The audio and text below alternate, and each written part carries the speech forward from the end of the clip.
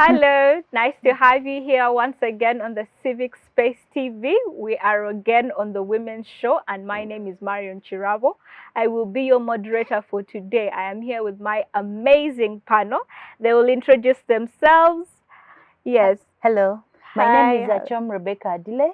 I am a feminist. I am a human rights activist.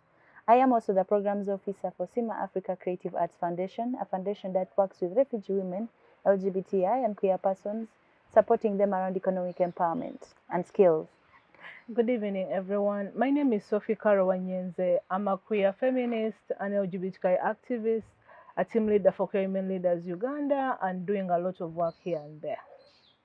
Okay, a very good evening to you, viewers. I am Turyatunga Rebecca Achom. I am a youth and gender activist centering around rights of children in conflict with the law and young rural women. It's a pleasure to be here. So let's get right into it. The conversations we're having right now, what is going on around the country and how it is affecting the women's movement and what we can do about it. So let's get into a story that has been really in the newspapers and on TV right now about the medical interns. We are quite aware that doctors everywhere have been on strike for some time now, and shortly after they were followed by the medical interns. So one of the things they're complaining about is, first of all, not being paid on time and low salary. And we know, given this pandemic, the COVID-19 pandemic, it has been a really tough time for medical workers, given the fact that they've been made to work in very difficult situations and they're at risk.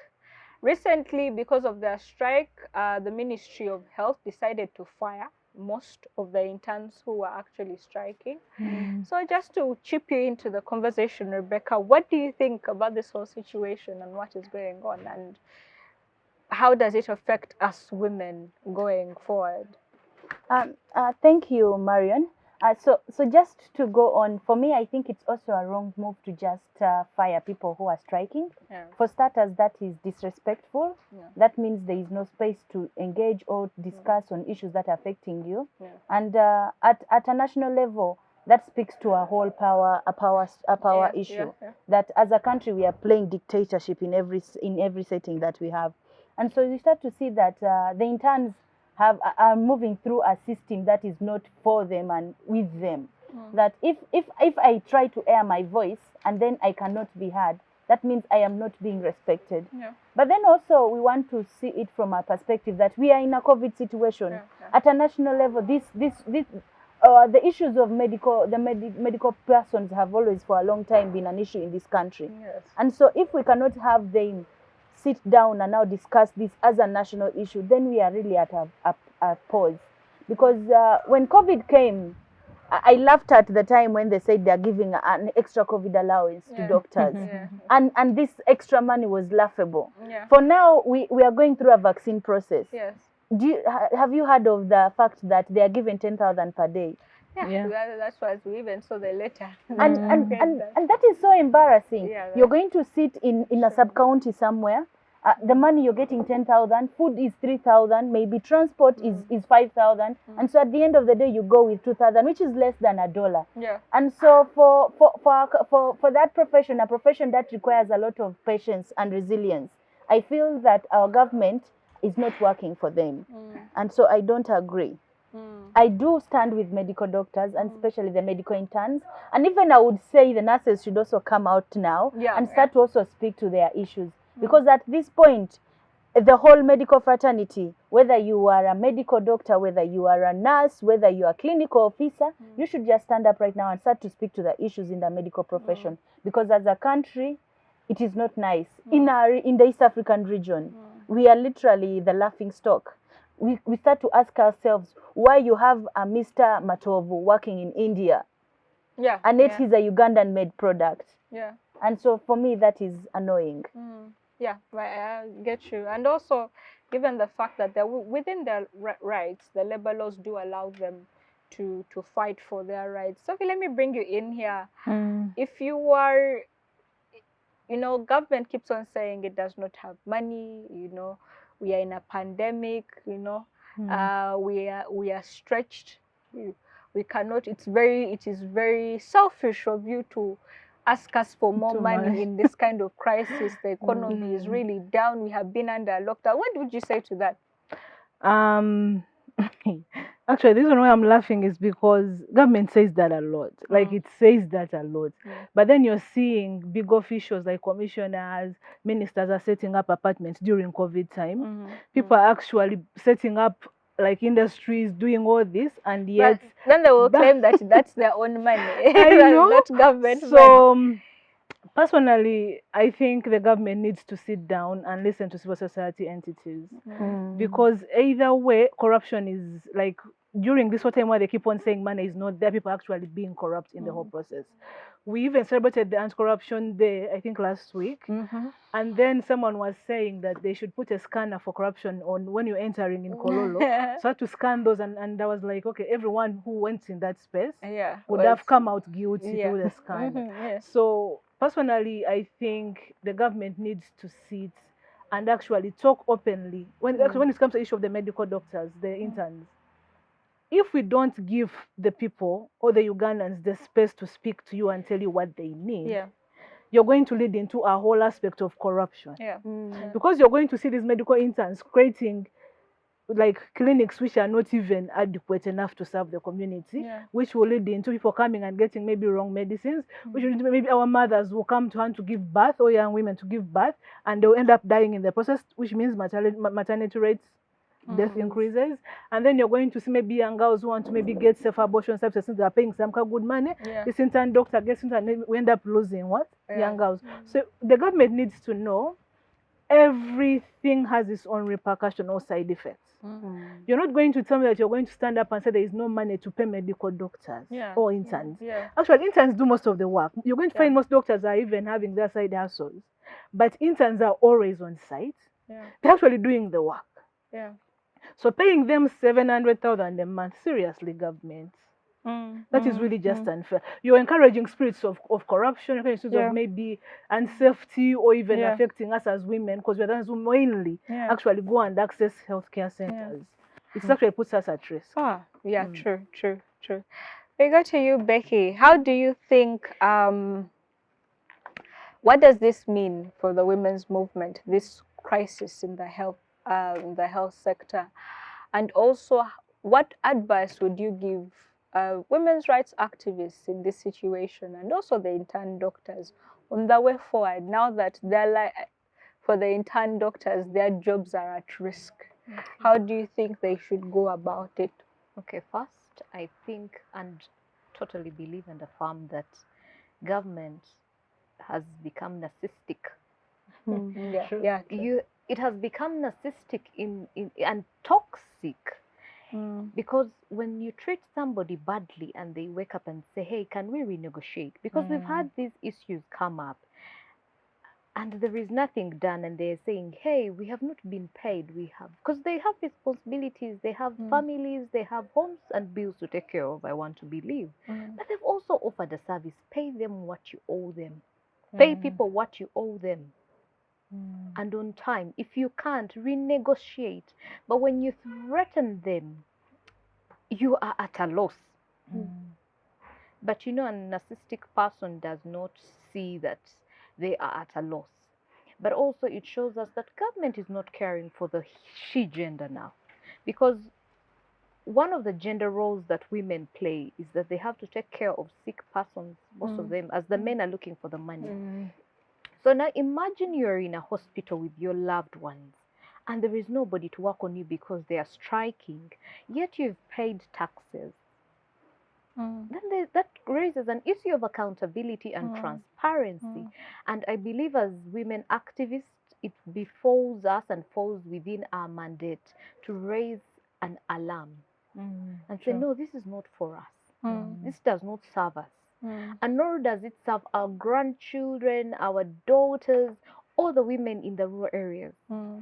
And furthermore, can we petition Parliament? I know that members of Parliament might not see it as a need, but it's an urgent need, because not only are we in COVID, we have other diseases that are killing people, malaria, maternal health, you know, the babies that are born premature, then the number of border men that have accidents is alarming. And if you're to check in Mulago, who works on these boys?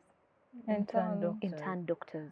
But also you cannot remove interns when we know that our doctors are overworked. And I believe that we need to prioritize what is priority before we buy the 300 million cars, before we travel. Let's prioritize, because when an MP or a government official gets an accident on the road in Uganda, before you're flown out to maybe the US, you're going to pass through these health centers. You're going to pass through Murago. They're going to have to write for your referral letter. So why is it that we are not prioritizing the people that we are supposed to prioritize? And also it goes to call out to the president that what kind of leadership is he giving when he says sciences, study sciences, let's promote sciences. And the scientist says, hey man, we want our pay. Your people are not paying us. And then you're telling them, go away. Like, are you serious? Are you even listening to yourself? Are you listening to the voices of Ugandans? Because because children are learning. They are home, they're watching TV. A child that would want to be a doctor and they tell them, oh, the interns have been fired because they spoke up, because they were not being paid, or they are working under very bad conditions. Why wouldn't they go and study history and become a politician? Yes, and better. Yes. So it should be a concern for every Ugandan, not only women activists, but every Ugandan, that the people that are holding the health sector, if you're not well, you're not going to earn. So the people that are holding our sector are supposed to be fired, or have been fired, or have been laid off. Their rights have been abused. They've not been paid. It's time for everybody to speak, and we remember not the voices of our enemies by the silence of those that benefit from us. Thank you so much for that wonderful discussion. Now allow me to switch to another story that has been tickling us for months now, and that is the women's rights defenders. And just like the intern activists, we know for a fact the kind of hell to pay that our government has put on them. We saw them being targeted, and they have continuously been targeted right from the 2021 elections for the work that they did in organizing and also monitoring the elections, making sure that everything went smoothly. We know for a fact that the reports from those different CSOs have put them in trouble, that some of them either are behind bars or their organizations have been shut down. Yeah, true. But particularly, we also saw that in this, a lot of women rights organizations were targeted also in the mix, and we have some people that we know who spent some days behind bars. So what is the status, Rebecca, of women's rights activists right now? What do you, women rights defenders, what is their status, and how do we go about it? How do we protect human rights defenders? How do we protect the one who fights to protect our rights, you know? It's so funny. Saving the savior. The savior is being saved. So the Jesus is now is now looking for another Jesus to save them. So that is it's so sad that in the last couple of years we've had a lot of issues around human rights work as a country. That I want to just call from a political perspective. For us who will just start with a reflection point of the Arua. Remember the whole case of what happened to the women activists who are in Arua. Their claims of rape that happened. There are those who have had issues of their back and cannot move, or have had back aches, and these are in a way affect their productivity, reproduction, and of sorts. And so when you look at the issue of of the state of women activists in Uganda is wanting. It is really wanting, because for long women activists have been seen as a target, and there is gendered violence towards women activists by state security. That we have had, I can give examples of women activists, but for purposes of safety I wouldn't. But from a political perspective, we've had sisters. I've had a friend who was raped and abducted in 2016, and she ended up for 7 months tied to a bed, and we don't know what kind of trauma she went through for those 4 days.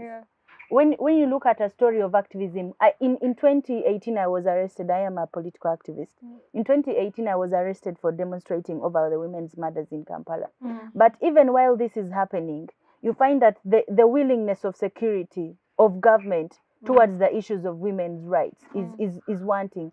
So you start to now think that, if women's rights is not that interesting to them, so what about the women's activists? Are we going to not shut them out? Because even up to now, we've recently had killings again happening in Masaka. We've had stories, people like Stella Nyanzi come out. Every time a woman activist comes in this country, they are considered what? An insane person, a mad person.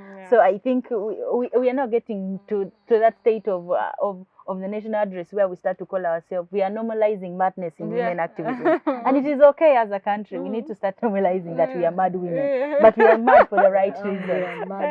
And we are angry and mad women. Yes, thank you for that, Carol. And so at a national level, this is because of we have shrinking civic space. Should I even say shrinking, or it has already shrinked? It has disappeared. It is disappearing. It is no longer shrinking, but it has shrinked. There is shrinked civic space. That even for the women activists, there is no longer space to engage. That you're targeted in your homes, your marriage is disrupted, or you are threatened, or your husband loses a job, or your child is killed. And I remember a case that happened in Kenya some years back of a judge who was very vibrant around issues of women.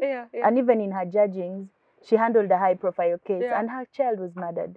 So I am starting to get worried. And in a trauma of a rights person, a person who speaks to truth. When I see such things happening in beyond our borders, and we are now starting to see these things happen in our country, where there are claims of recent, where a high-profile women's rights activist was almost assassinated some months ago, and so there are now starting to be claims of what does this government want? Are they really? Is it just about silencing everything? Did we silence the guns? Or the guns were just muted in a sense that you are shot through a pillow. And so for women's rights activists, it is the state is horrible. It is applauding, and with the fact that our systems of security are not pro us, and the will is more of government and to hide and cover. We like to, as a country, keep everything under the carpet. We need to just say it's not working anymore. And for me, every time I hear someone says I'm a women's rights activist, I start to think and question: do they now know what they are getting into? The state is horrible. Do they know the risk? Stella Nyanzi was out of her home for a year and a half over funny charges because she spoke. We've had Ingrid being abused, her breast touched. And so harassed. I've been slapped. I was beaten. And so in a sense, there is no way you can say that there is anything happening anymore. Gotcha. But the security, we just need more of like protection. But it's not happening. So Sophie, after listening to those horrid count of events, so what would you think is the way forward? What can we do differently? How can we protect the defenders? How can we defend the defenders? So what should we do? How differently can we go about it? Like I've sat down, I've thought about this question so many times. Like, which strategies can we use? What plans should we set in place? Should we have security plans for every women feminist entity? Should we run away? Should we give up? Should we just go and hide? Should we silence like how they want us to do? But then I'm like, no, because what I see is more young women are actually coming up. There is more passion even in activism right now that you see, and you're like, this is what we are looking for. So I love the fact that, yes, we may not have personally, I may not have that whole thing of like, let's run, let's do this. Personally, what I always do is I make sure I encourage more young women to stand up so that they know, even if you kill us, we are going to rise up again. The numbers are counting. The numbers are actually increasing because if you see what Amwa is doing, I can remember what he's doing with the Awili, when you see what Fode is doing with the young women, like you're going to see a lot is coming up in the feminist spaces, and I've met so many passionate young women that are actually doing very beautiful work. And by the time the government ever realizes that there is this space, it will be too late. It will already be up there shining. Another thing I want to talk about was in the queer spaces, the LGBT spaces, it is actually more shrinking because of the illegality aspect. So you're going to find, first of all, maybe I'm a feminist or I'm a woman HRD, and then I'm also a lesbian woman or a queer woman, and that is also the illegal part. So when someone finds you in this whole journey of activism, they're like, you're going to just die. Because first of all, you're a woman activist. Then second of all, you're a lesbian who is actually doing activism, and yet it's illegal. So you're going to find it's actually harder for us this side because you're struggling with the criminalization. And then you're also struggling with the laws of the land. And then you're also struggling with being an activist and being passionate about it. So personally, the strategy I would maybe give is, please let's not give up. They're just bullies who want to actually keep us hidden. But then if we rise, they actually see the impact we are doing. Because we've seen activists, like if you saw what Ingrid would do, you would see the next day government would change up on how they're doing things. You would see women standing up and going to walk on the roads braless because of the courage that some other activists behind us has actually set up. If you saw how Nyanzi has been dealing with her activism, you're going to see, I see more women now are like, I look up to her. I want to be that voice. I want to be that angry with the patriarchy to actually dismantle it. And then you're going to see the government is actually beginning. Like I had a meeting recently with the members of parliament, and I was talking about feminism, and they were like, you would see passion, you see mindset changing, attitude changing. So what you can do is maybe walk out there and talk to people about activism. That doesn't have to be you walking on the road or demonstrating or striking. It can be where you are and actually create the impact and the change you actually want to create. You don't have to always walk. We don't always have to. You can be an activist who sends water. You can be an activist who be like, where are you at the police? Which police? Let me call. I know a guy there. But Carol, in our Uganda, when you don't send a gun, when you don't send the action, like not water. I'm saying like you see like movement building, an organized movement. In a movement, you're going to have people who will walk on the road, the frontliners. You're going to have those who are actually on the back, but making sure crisis management is prevailing. You're going to make sure you have people like borders who chase the cars up to where they have stopped.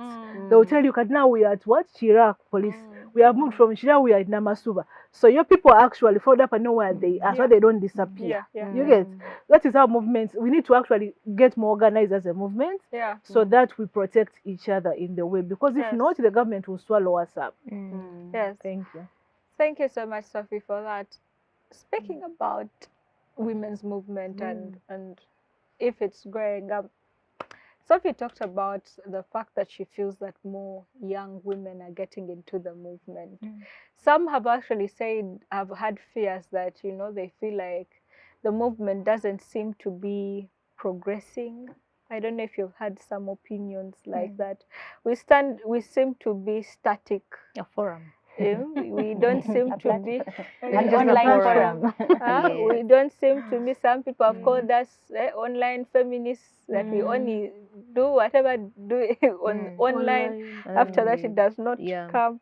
Some people have also complained about a generational clash. Intergenerational. That has kept us. That has kept us in a kind of way. There's a push and pull, and you don't seem to be going forward. What would you say about that? Well, first, we need to understand that the violence and the struggles and the challenges that the feminist movement in Uganda is facing are rooted in patriarchy. You make one step forward, you go back 5,000 steps backward. You're dealing with a structure that does not favor the she gender. You're good to yippee yippee yay the men, but you're not good to challenge the status quo. So the moment you raise a little bit your head, you're put in your place. So that's why you see there is violence, and we need to understand that there's also violence in the home area. Before we even go to the political space, to this whole space that we are going into, there's violence in the home, that you're going to wake up and say, you know, I'm going to fight for the rights and so and so, and actually your mothers will ask you if you're born with those people. Your father will ask you, when are you getting married? Your brothers will tell you you are mad. That one is crazy. We've had incidences of where the family has been the one that has brought violence upon. Not even the state. Actually, the state has less that it gives onto the women feminist and the women, you know, activists. The home. Now that's a very bad area. The bias. So that is supposed to be your support system. Sure. Now, if your family is not your support system, let's go to the friends.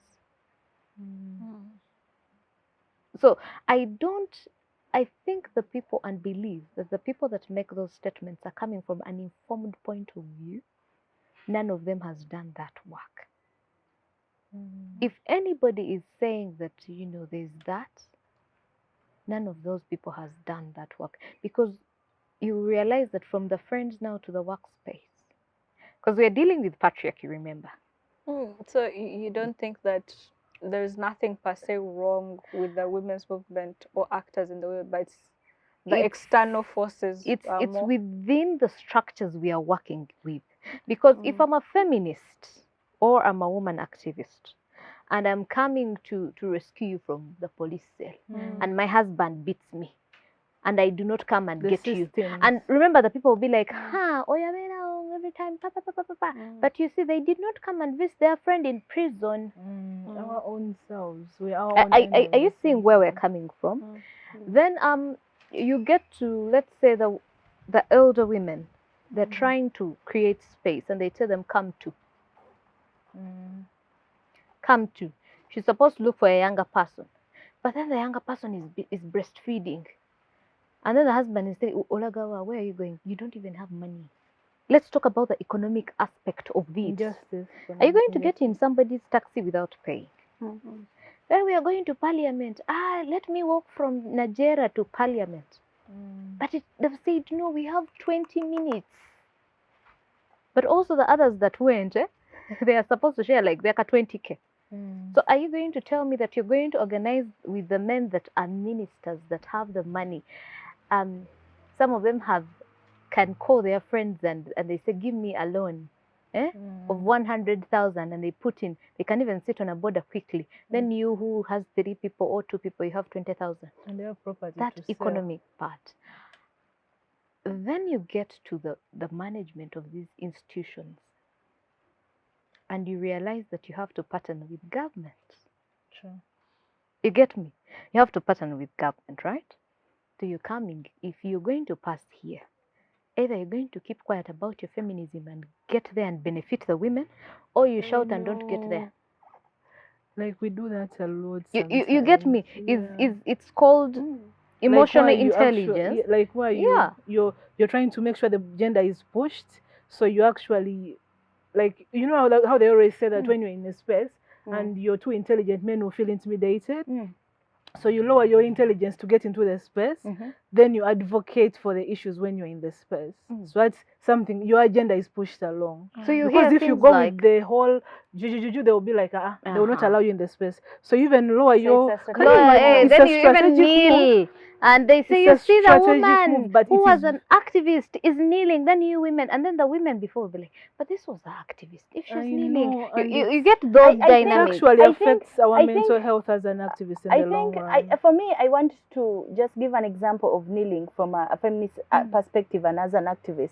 I don't think kneeling is anywhere is per se bad. It's not bad, but when you do it as a women activist, remember we are fellow in women who actually have this whole... It's simply because our mindset as is still stuck on thinking that that we have not also conceptualized feminism well enough to understand that as a feminist I can actually kneel but still speak my issues, so that every time maybe feminism has been branded as rough, as angry, but there, for me, I hope you get my idea and thinking of course, and I'm breaking the whole discussion to an issue, but also it speaks to the issue of the women's movement. That even I'm now using kneeling as an example of the issues of the women's movement. That in the women's movements, there are issues that are seen as bigger issues than other issues, and also that is in a way has disoriented us as a women's movement. That every time we look at the agendas that happen, we have this as more speaking. Like for my sister here, when you go to the women's movement, we find that there is more conversations around maybe teenage pregnancy, more this, and then the issues of the women, of queer women, of women LGBTI, of widows are not taken with more emphasis, because maybe our agendas we see our agendas as a women's movement is the big ones, and that brings a lot. So in many conversations I've seen, you find that the level of power of emphasis they'll put when Nabila is being thrown out of her house as a women's movement is not the level of emphasis they'll put when Marion is being thrown out of her fiance's house. Maybe they are fast stretched. It's also an issue of privilege, that power and privilege. That even in the women's movement, those who are privileged to be in this space do not understand the woman who is less privileged from a rural setting, from a woman from a rural community, a university student. They are less privileged, and so we don't understand it from that perspective, and so we don't emphasize a lot on their issues. Yeah. I just so wanted for me to add something. to complete what I was saying, when I say that someone is getting into a space to front the women's agenda, because we are in a system of patriarchy, and they, for example, kneel, the patriarchy is going to use it and throw back, especially using the media, and say, you see, they are saying that there are women in movements. You see, the other one is kneeling. You understand the things that surround that. Yes. So it goes back to the women that are younger that would want her to come to the women's movement to say, oh, these guys are two-faced. The two-faced. So what are some of the strategies we can put in place? Document these things, because there's less documentation.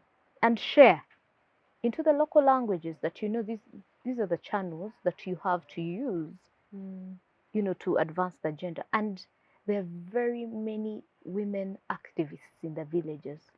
And they do very good work. Like they are silent. They don't want to associate as feminists, but they are doing a lot of work, preventing female genital mutilation, preventing domestic violence. Sure the men who rape but they are stopped because of patriarchy. They have gone and mobilized themselves in their Nigina, and they go to the LC1, and the LC1 person tells them, no, go back. I do agree with you there, and I think also because of the fact that human rights activism, in a way, is seen as is seen with a negative biased eye because of patriarchy. Because of the patriarchy, yeah. I do totally agree with you there. Like every time you wake up and say, "Hey, I'm Becky. I'm a feminist. I'm a human rights activist." I won't be like, first she's feminist. That's trouble. Then she's not saying she's an activist. You're already labeled as a very horrible person, someone who can't engage, you're just wild. Yeah. And so as a country, I think we haven't yet understood what human rights work is and activism. And it is seen from a negative perspective that every time you say that, because you're fighting government, you're ruling government. But then if you find, in the spaces I've been in, if you find people who are actually saying feminist or human rights defenders are maybe angry and tough and what, they're actually very informed people. You even get into real arguments and you really see they even know what they're saying and how they're manipulating it to work their way. Their mindset. Their mindset, and it's even the patriarchy where and the ideologies control and norms we've been raised reason to feel like this is how a woman should be. Why are you trying to change it? You're ruining our systems. You get because it's benefiting them. Yeah, like you're ruining our things. Please stop being too much. If a woman speaks up, and for example, if you wake up and say, I was beaten, they will say that woman should shut up. Because they know that at home they are beating their wives. You get me? Or they have a court case pending of domestic violence. So it benefits certain people. Yes, when you're coming in, as you're coming in, because I'd like you to address, do you feel that the women's movement sidelines certain issues, especially when it comes to, at least the one in Uganda, when it comes to queer people and transgender people? And do you feel left out? Do you feel like when it's fronting its issues, most of the time you want to put it up? Because you have a conversation, you also realize that there are certain times, because of the way that the society is structured, you know, I have had conversation with certain feminists saying, you see, let us first leave those things, you know, and fight. We have bigger problems, and then there's a fear that if we first front these things, then they will focus on that particular issue and leave alone all the other issues that are affecting women. What would you say to that?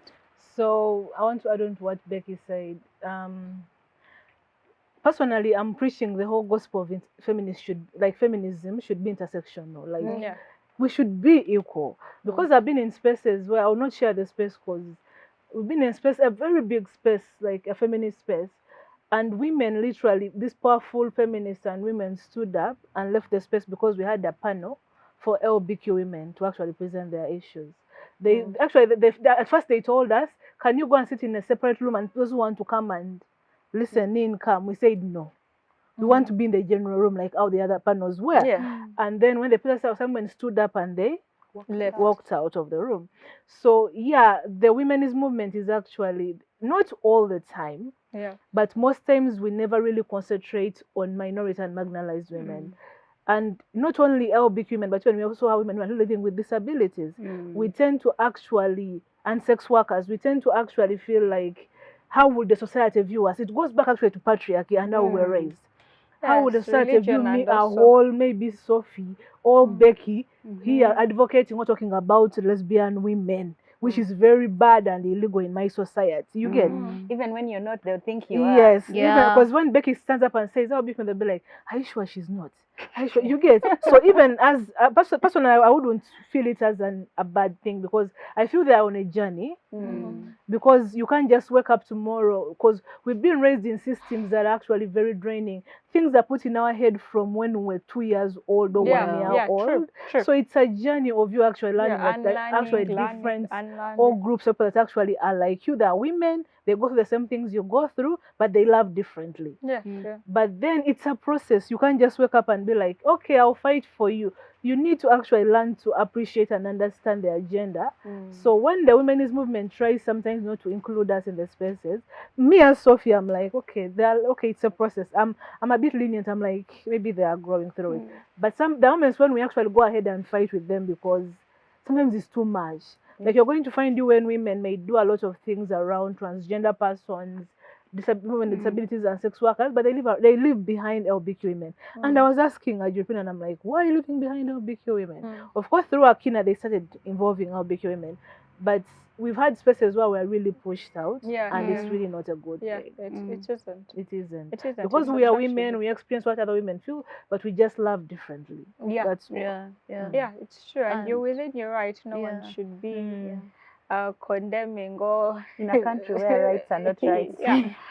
So perhaps this would be the last question to all of you. So we have been talking about the women's movement, and we have talked about the patriarchy, and we have talked about the rural women. And I want to bring another aspect to this conversation when we're talking about intersectionality.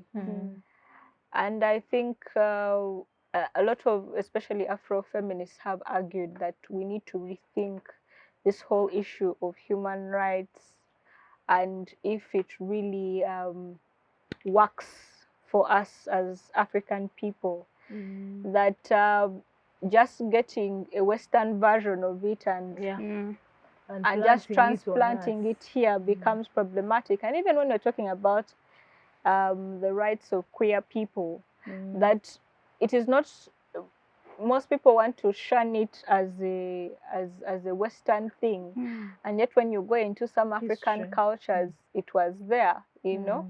Among the Langi, there used to be husband wives. I don't know if you know that. The chief, there was a chief, and it's documented, you know. In Uganda. Uganda, let it be better.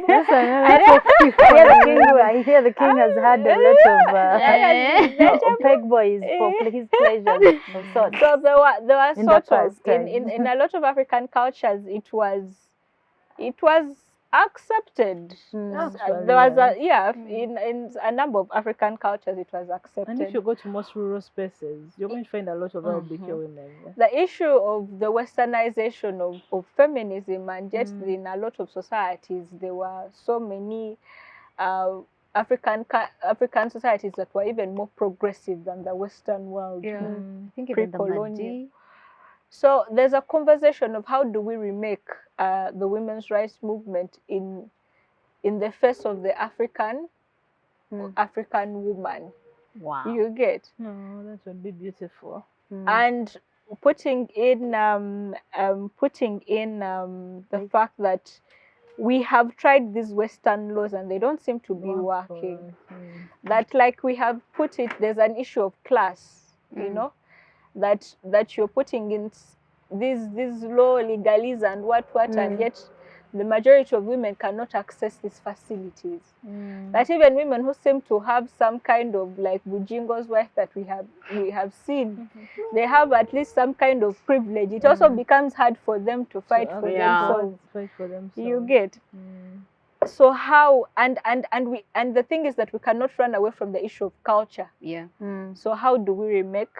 My question would be like, how do we remake the women's rights movement into the face of the African woman, at least the one on this continent? You can have it's a very difficult question. It's difficultly interesting. Yes. It's very difficultly interesting. So I will start with you, and maybe it will be our last as we close. Yes. So just one thing. So when we look at the feminist movement, many times you hear Ugandan feminists say, "I'm a Pan-African feminist."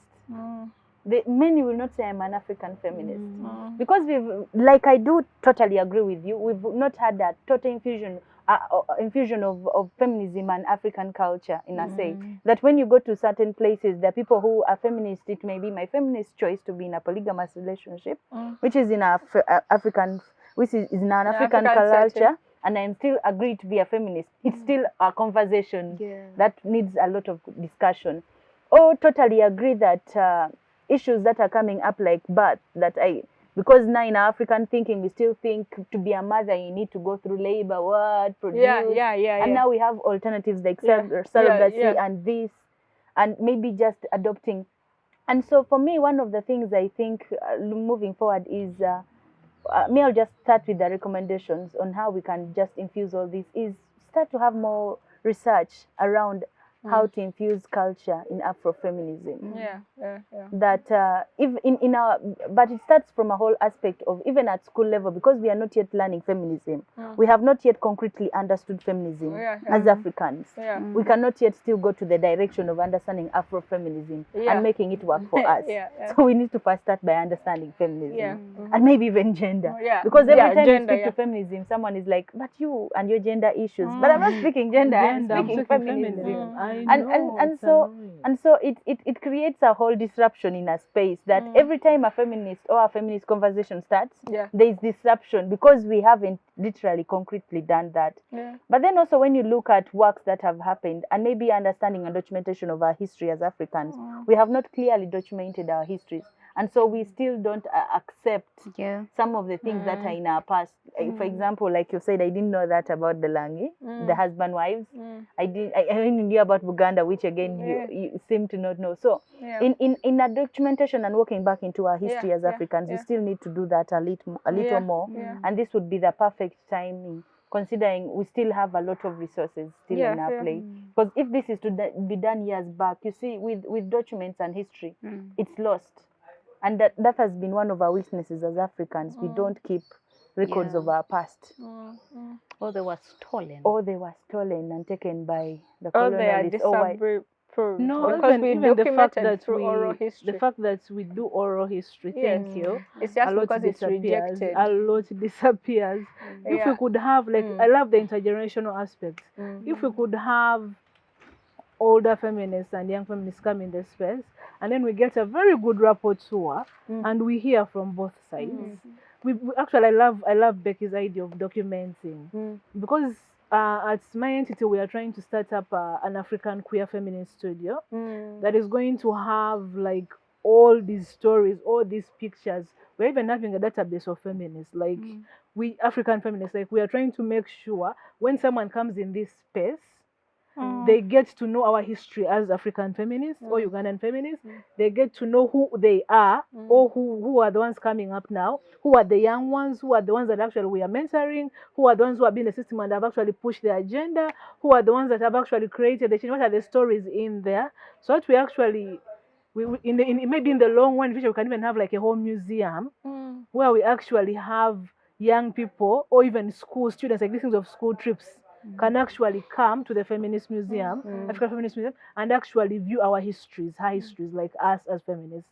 So we need to see how we can learn to document our story, our she stories, instead of us waiting for other men, or even actually, you find most of our stories, men tell them. But that's how the patriarchy men tell our works. stories. You see, even we are saying histories, we're not saying her story. Even in the conversation. Like the stories of women have always been hidden. So even when we try an Afrofeminism, our stories I've even read a lot of Ghanaian stories, and they are written, she stories, and they're written by men, like male authors, and I'm like, what the hell? Like, they're even trying to actually own our story. Yeah, because they have the platform and the economic justice part also steps in. So how do we make sure that we are documenting our she stories, so that people who are coming before us, or young men who are coming before us, can take lead and know what is happening? Let us have our closing remarks. We are out of time, but let us, all of you, in 20 seconds. What is your way forward? And Okay, and just we call it a little bit to chip in what you're saying. I believe that we strongly have to integrate. Because remember, we cannot say that we have a culture. Culture was eroded by colonialism. So that is also another aspect. Us infusing the two, because what we call our culture was colonialism culture. For example, we didn't have witches. The witches came with the British. We had deities. So we didn't have people burning witches. But if you're to see in British colonies and India, where they introduced it, and you find that that's how they were witch hunting you, that you're a witch.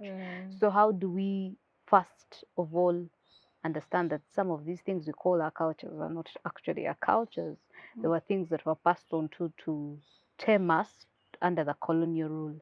And also, hence then we document what is right, what is not right. And what works for the women? We need to ask the women what works for them. Definitely. Yes, most of them would call it a referendum, but understanding their needs, because the needs of a Muganda culture woman are not the needs of me, Mnyankole. I totally agree. They are not needs of Amadi. So it's different cultures, different needs under the feminist movement. And then having a feminist bank that can help and support the women in their cause. And as we go forward, within the little limitations that we have, mentorship of the younger women, whether she's 15 or what, taking her through the journey. If you're going to her space and moving with her, she does not have to be pumped, like making her your little doll, but seeing how you're on the negotiation table and getting results done. Yes. Yeah. Okay. Thank you so much to our amazing panelists. Thank you for all those deliberations. I actually enjoyed this conversation. Catch us again, same day, same time, here on Civic Space TV, the Women's Show.